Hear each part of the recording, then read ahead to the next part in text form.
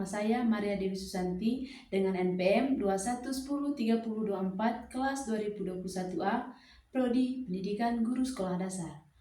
Pada kesempatan ini, saya akan menjelaskan materi tentang hakikat HAM, jenis-jenis HAM, karakteristik HAM, serta DUHAM.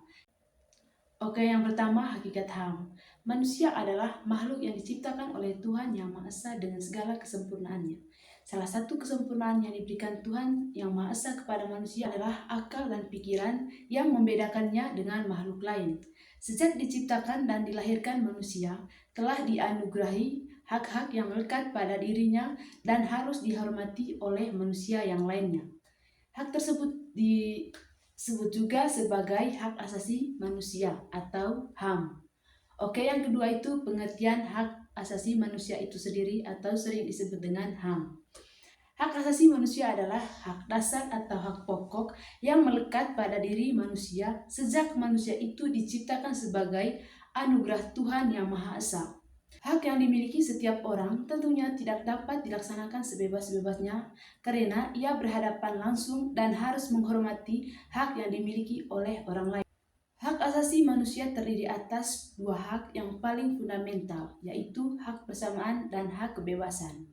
Tanpa adanya kedua hak ini, maka akan sangat sulit untuk menegakkan hak asasi lainnya.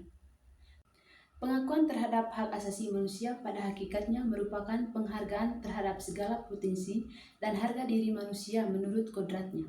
Walaupun demikian, kita tidak boleh lupa bahwa hakikat tersebut tidak hanya mengundang hak untuk menikmati kehidupan secara kodrati. Sebab dalam hakikat kodrati itu pun terkandung kewajiban pada diri manusia tersebut. Tuhan memberikan sejumlah hak dasar dengan kewajiban membina dan menyempurnakannya. Menurut John Locke, seorang ahli ilmu negara, dalam buku Sistem Pemerintahan Indonesia tahun 2012, karangan Trubus Rahardiansyah menyatakan bahwa hak asasi manusia adalah hak-hak yang diberikan langsung oleh Tuhan Yang Maha Pencipta sebagai hak yang kodrati.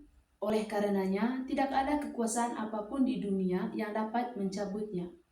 Hak sifatnya sangat mendasar bagi hidup dan kehidupan manusia dan merupakan hak kodrati yang tidak bisa terlepas dari dalam kehidupan manusia. Sedangkan menurut Undang-Undang Republik Indonesia Nomor 39 Tahun 1999 tentang Hak Asasi Manusia Pasal 1 menyebutkan bahwa hak asasi manusia atau HAM adalah seperangkat hak yang melekat pada diri manusia sebagai makhluk Tuhan Yang Maha Esa dan merupakan anugerahnya yang wajib dihormati, dijunjung tinggi, dan dilindungi oleh negara, hukum, pemerintah, dan setiap orang demi kehormatan dan perlindungan harkat dan martabat manusia.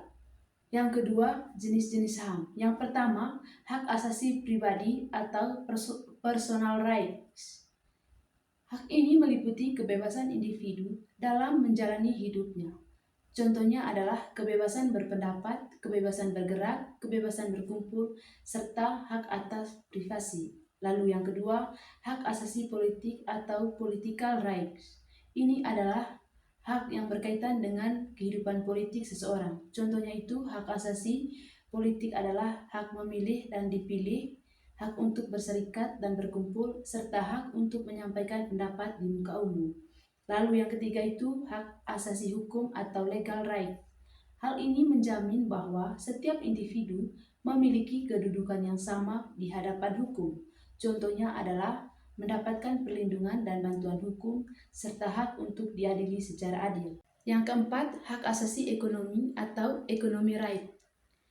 Hak ini mencakup kebebasan dalam memperoleh dan mengelola sumber daya ekonomi, serta hak atas pekerjaannya. Contohnya, hak untuk memiliki properti, hak atas upah yang layak, dan untuk berbisnis. Yang kelima, hak asasi sosial dan budaya atau social and cultural right. Hak ini melindungi kebebasan individu dalam mengembangkan kehidupan sosial dan budaya. Misalnya, hak untuk mendapatkan pendidikan, hak atas kesehatan, dan hak untuk mempraktikkan tradisi budaya. Lalu yang keenam, hak asasi atas lingkungan atau Environmental Rights. Ini adalah hak yang menjamin setiap individu dapat hidup di lingkungan yang bersih dan sehat. Contohnya adalah hak atas udara bersih, air bersih, dan lingkungan yang bebas dari pencemaran. Yang ketujuh, hak asasi pembangunan atau development rights. Hak ini mencakup kebebasan untuk mendapatkan manfaat dari pembangunan yang berkelanjutan.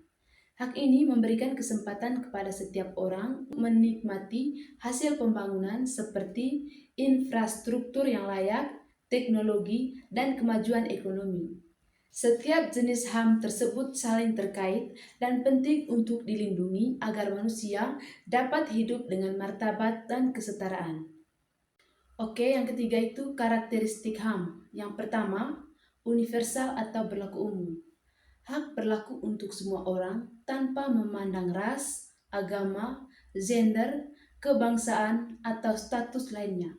Setiap manusia memiliki hak ini hanya karena mereka manusia. Lalu yang kedua, tidak dapat dicabut. Hak-hak ini melekat pada diri setiap individu dan tidak bisa dicabut oleh pihak manapun. Walaupun seseorang bisa dibatasi kebebasannya, seperti dalam kasus kriminal, hak-hak dapat tetap harus dihormati. Yang ketiga, tidak dapat dibagi. Semua hak asasi saling terkait dan saling melengkapi.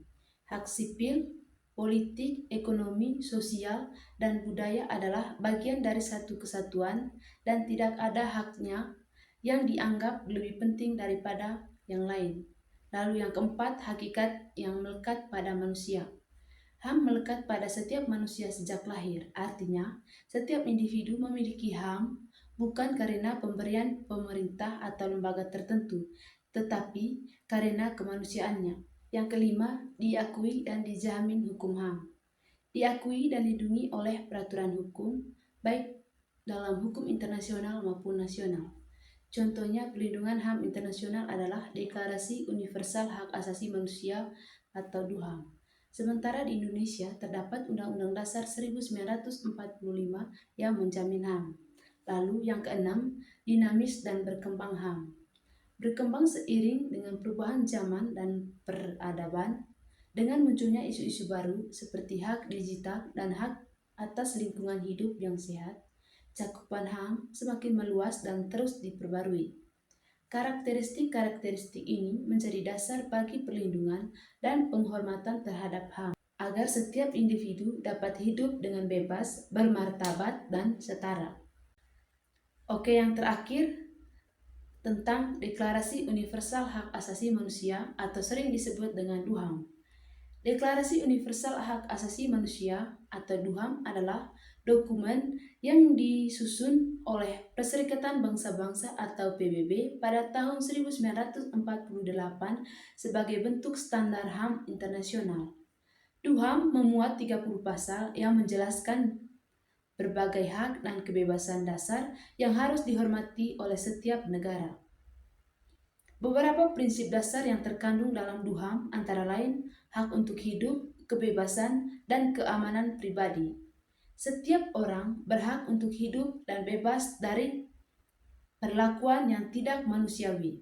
Hak untuk bebas dari perbudakan dan penyiksaan. DUHAM menegaskan bahwa tidak ada seorang pun yang boleh diperbudakan atau disiksa. Hak atas kesetaraan di hadapan umum. Setiap orang berhak mendapatkan perlindungan hukum yang sama tanpa diskriminasi. Hak atas kebebasan berpendapat dan berekspresi. DUHAM memberikan kebebasan bagi individu untuk memiliki pendapat dan mengungkapkannya tanpa rasa takut. Hak atas pekerjaan, pendidikan, dan kesehatan. DUHAM menekankan pentingnya akses terhadap pekerjaan, pendidikan, dan layanan kesehatan yang layak bagi setiap orang. Secara keseluruhan, DUHAM berfungsi sebagai panduan utama untuk menjunjung dan melindungi hak-hak asasi manusia di seluruh dunia, serta menjadi dasar bagi peraturan-peraturan HAM di tingkat nasional. Terima kasih.